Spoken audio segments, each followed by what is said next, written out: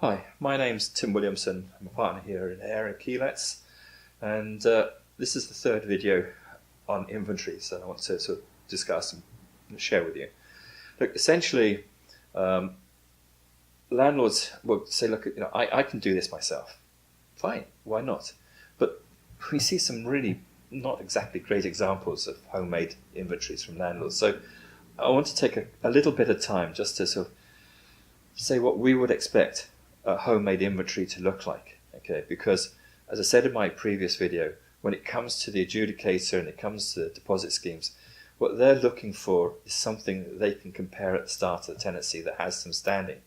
So a good description of, using words that are just not too weak, like nice and good. If they're talking about something, say what it is, say what model it is, what make it is.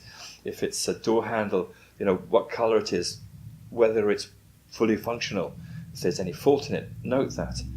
Be honest about what you're putting into your inventory. But this description is probably, probably about 80%.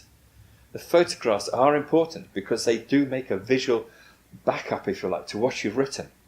They're important to show that, that door handle is working, or that door handle is on that door. So, the point of this is that it's a way of creating a record that will protect you. So if you're going to do it yourself, then work out, what photographs you're going to take. Carpets, an example, for example. A condition of the carpet, describing it as good won't get you very far. If there's a mark or a stain on it, then say so. Because then you're showing, again, whoever the judge is going to be, whether it's the adjudicator or the court, again, to have a look at what you've written down, what the tenant has agreed at the time of movement, what they've signed and said, this is what I agree with. So, if you're going to do an inventory, don't do a whole lot of pictures. It's something, it's better than nothing, but it's not great. Do something that really, goes that little bit extra. You can get software off the internet, fine. We can do an inventory for you.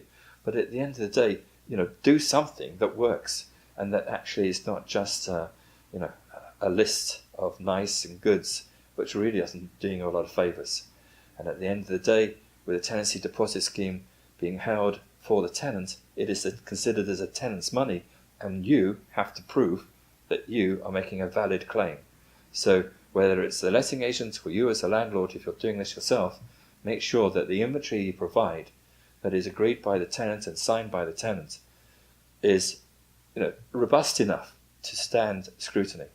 So I don't know if that's made a lot of sense. Hopefully it will have, because we see some really, as I say, not great inventories. And when we're expected to go to the adjudicator and explain why we're making a claim, then we want to see it succeed every time, not be made a fool of and having our time wasted. So what I would suggest, if you're going to create an inventory yourself, make sure you've got good descriptions and realistic descriptions, good photographs, detailed photographs, which is why when we do a digital inventory, it can run to 60 pages with 6 photographs on each page, as well as full descriptions. That's the kind of detail I would hope from a landlord. Okay, yeah, well, whatever. I would definitely say, get it right.